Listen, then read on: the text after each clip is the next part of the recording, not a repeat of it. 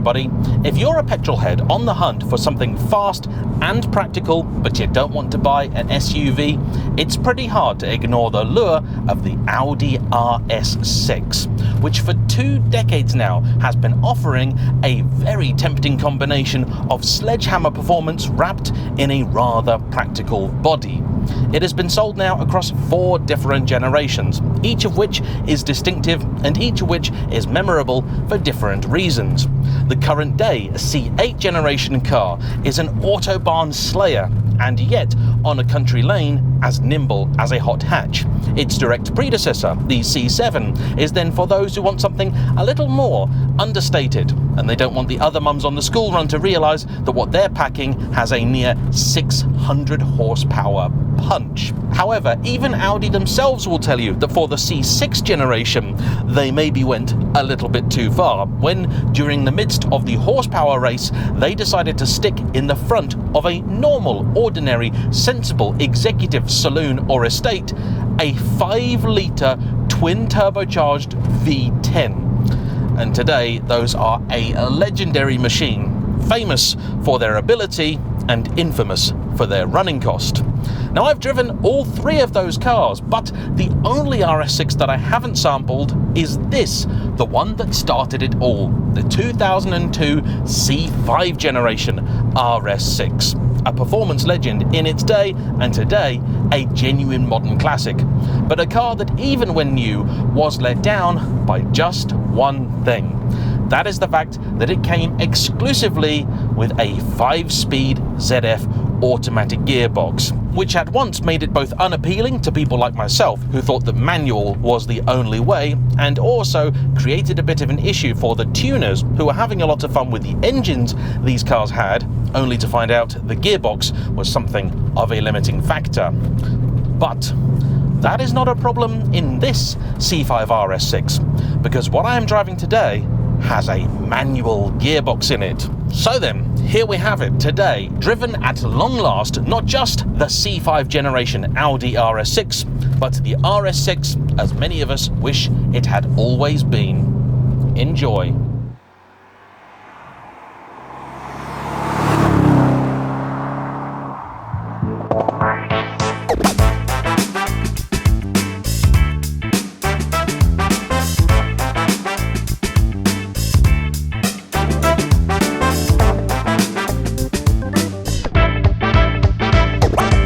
If today's video inspires you to head towards the classifieds in search of your perfect Autobahn stormer, don't forget to use CarVertical, because let's be honest here, if any car ever had a hard life, it's an old school performance German one. And so, to make sure you're buying something that doesn't have a hidden past, in just 60 seconds, CarVertical will tell you whether something has had a major accident, has been potentially clocked, involved in a fire, theft, or used as a taxi. All you need is a registration or VIN number, and even better, with my discount code JAYEMM, you'll get 20% off the service. So, at long last, here we have it, the first generation Audi RS6, based confusingly on the second generation A6, which landed in 1997 and was in production until around 2004. The earlier first generation A6 did produce a performance variant, the S6, and for this generation there was also an S. Both of these were powered by a naturally aspirated 4.2 litre all-alloy quad-cam V8. But for the RS, Audi really stepped it up a notch. They took what was fundamentally the same engine, but reworked it and then strapped a pair of turbos to the side. And this was a collaboration between Audi themselves and a firm known as Mahler Powertrains, which you'd call Cosworth. In its original guise, it produced 450 horsepower and 428 pounds-feet of torque. That's 580 newton meters, all of which was sent to the ground via that already mentioned 5-speed ZF automatic, and of course through Audi's trademark Quattro all-wheel drive system, which here is a Torsen setup. Though today those figures may not sound all that impressive, bear in mind that at the time, BMW's E39 Generation M5 made just the 400 horsepower and less torque. The BMW came also exclusively as a saloon, whereas Audi would let you have either that or this, the more desirable estate. which I've always really rather liked, and Audi call the Avant. For the next generation with the V10, they also did the same, but then after, for the C7 and C8, Audi instead decided to offer the cars exclusively as an Avant. And in fact, at certain points in time, I believe the RS6 has been the one and only way to get a performance estate in the USA. And before we talk about the performance aspect of this car, I've got to say, doesn't this just look right? When you consider it's a design that is now nearer to 30 years old than it is 20, it's just inherently right. This for me is from that golden period of Audi design, both outside and in. And yeah, sure, while the cabin isn't super fancy, there's not leather everywhere, though we do have some nice Alcantara or suede on the roof, it's all very simple, very logically laid out, and it just works. You have a very early navigation system down here, which is cute, but you've also got things like dual zone climate control, heated seats, plenty of leather, and these Recaros are really quite nice. They made appearances in a great number of different vehicles, but they're both comfortable and supportive. The car is also beautifully sized. It's 4.8 meters long and 1.85 meters wide, meaning you have got plenty of room in here for 4, or if you need 5 adults, and you have a very generously sized boot too. My sole criticism is that I do feel like I'm sat just a little higher than I'd like to be, and I have got the seat as far down as it will go. But on the upside, this gives me a very good view of the bonnet, and the car feels honestly very, very easy to place. In fact, if you just dropped me in it and didn't tell me what I was in, I'd probably guess it was an RS4. That is until you put your foot down, and this thing really goes.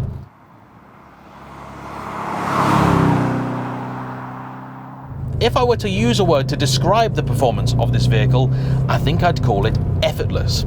The red line sits relatively low, at sort of between 6 and 7. In fact, it looks almost exactly halfway between the two. Yet, you don't even have to get vaguely close to it to have decent performance at your feet. 2,000 RPM, foot down, 40, 50, 60. The car has plenty in reserve. But of course, in the interest of science, we should really see what it is like when you do ask for everything.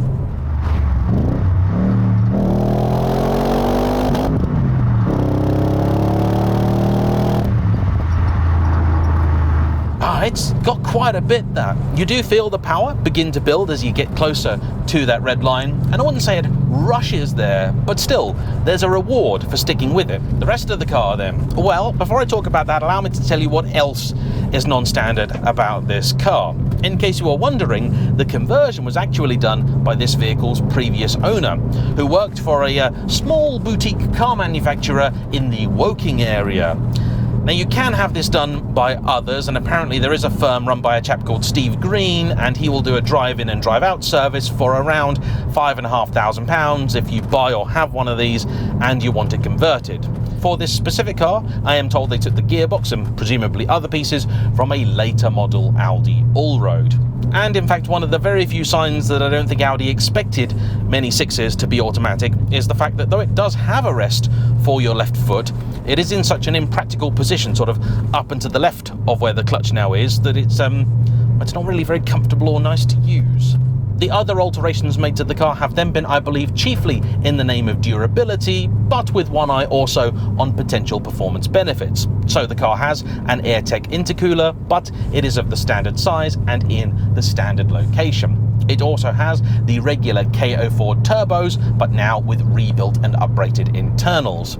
The car then had a remap, which was necessitated by the conversion, and we estimate that today the car makes between 525 and 550 horsepower.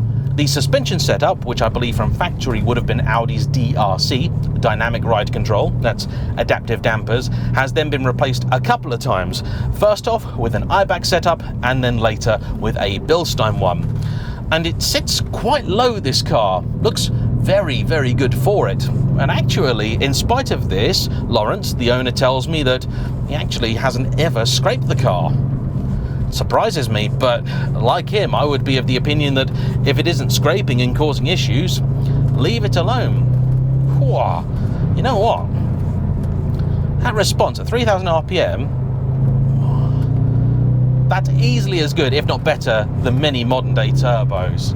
Sounds good too, and that's another modification. This guy has the obligatory Miltech catback exhaust, but it doesn't sound obnoxious at all. In fact, I think it sounds exactly how you'd have expected these cars to be from the factory, and yet they never were. They were always on the quiet side.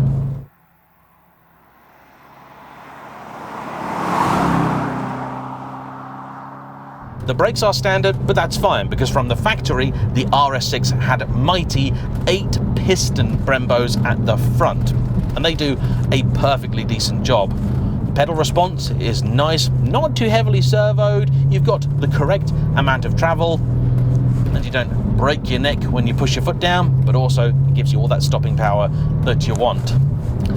The engine, naturally, is the star of the show, but what about that gearbox? Well, it's a mixed story, that one, because on the one hand, the action, the gearbox itself, I have absolutely no problem with whatsoever. The clutch is nice and light, the lever has what you'd call a medium throw. It's a little notchy, but any fan of BMW manuals will really, really like this.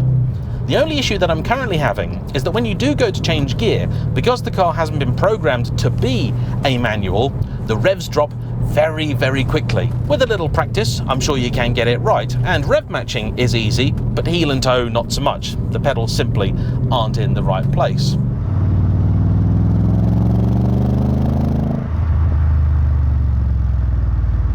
And I do think this is a very, very timely review, because only a couple of days ago I filmed a piece with an E39 BMW 540i, and the whole subject of that is whether autos are always worse than manuals. And this is one of those cars where they never gave you the choice from the factory, and I've got to say that had they, I think a lot more people would be talking about this car, because this works really quite well. With a little bit more fine-tuning on that ECU, I think you'd have it pretty much perfect. And it just makes so much sense. It even does decent fuel economy. On a run, the car can get about 26 or so to the gallon, which is actually better than Lawrence's old naturally aspirated S6. That's pretty good. This is sort of M3 fuel economy. And it's one of these cars where it makes the business of making progress very, very easy. But it's not uncommunicative. It is not inert. Now, compared to, say, many a BMW of the day, and of course many a sports car, it is. The steering is a little on the slow side, but not as slow as you might think. The turning is still nice and positive. There isn't masses of feel through the wheel, particularly as you pile the speed on, but there is still feel through the wheel.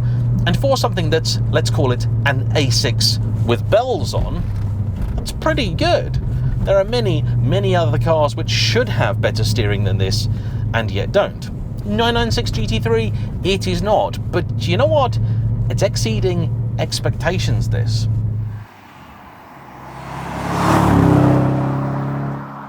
The thing really wakes up around 2.5, 3, but at 4 it just goes. And from there, the pull is easily the equal of just about most things modern that I've driven. Once you do begin to pile on the speed, the suspension does work a lot better. It's not perfectly flat in corners, but I actually quite like that. It gives you a good idea of what you're asking of the car. And I have to say, it does an amazing job of masking its near 2-ton curb weight. That Quattro system also means when you get it out of a bend, you can put the power down and it will just fling you down the road.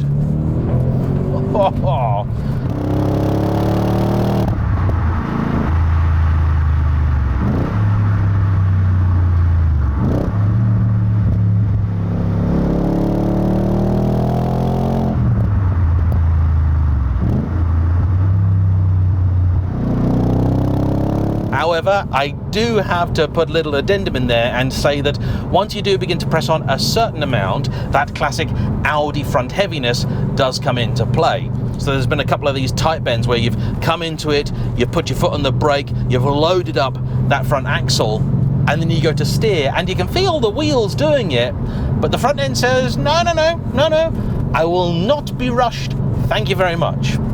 When it does then bite, you're fine. But you know what?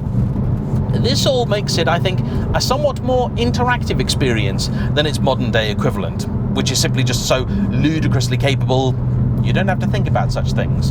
Improvement in many ways, yes. But as a driving experience, perhaps not.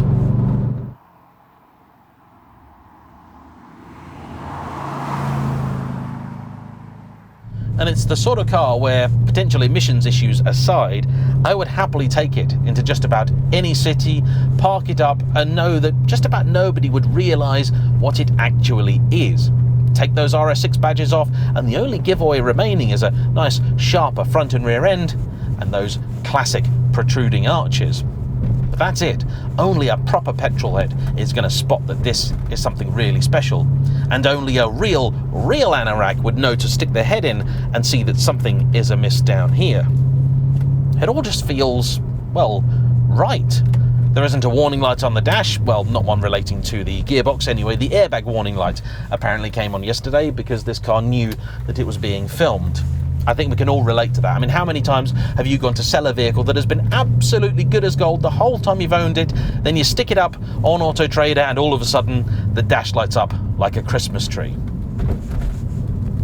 That little bump there, manhole cover, yeah, you feel it, but honestly, I've been in so much worse. These seats are pretty good. I think I'd need to adjust this position maybe a little bit more to be comfortable over a longer journey, but fundamentally, it's right. You've got loads of space in this, and even better, because these have always been a little bit overlooked, they don't command silly money. This, I think you could happily call a proper modern classic. More than that though, even though it is 20 years old, it's still got the go to put a smile on your face. This is still a very quick car, and you can pick up a cheap one for just under £10,000, or a nice decent one for between 12 and 15. That's a bargain. The reason that Lawrence bought this is because he was thinking of manual converting his S6, but when he looked at the cost of doing that as well as the supporting upgrades, and this came up for sale, he realised actually it would have made far more sense to simply buy this and then sell the S6, which is what he did. It's currently sat on just shy of 127,000 miles, and true to the reputation of old school German cars, it's worn those very well indeed. The only real source of creaks and rattles in here appears to be this armrest, which is very creaky rattly. I mean, that's all just the armrest doing its thing. I think it needs a little bit of lubrication. Visibility is pretty good. You could happily daily this and then take it to a car show. I like this a lot. Up until now, I just never really paid any attention to them because I knew that 5-speed ZF was both not really that good a gearbox, it's old now, and also unreliable. It's the Achilles heel of this car, always has been. Back in the day, people kept trying to tune these because you can get a lot of power out of this engine. Remember again, then a lot of cars were still naturally aspirated, so having something as pokey as this with twin turbos, well, it was a tuner's dream. If you wanted to be able to do that with something that wasn't a Japanese car, it didn't have masses and masses of options. Today things are totally different. I also love the view of that engine bay. Open that lid, that acreage of carbon fibre, that hints at something properly special.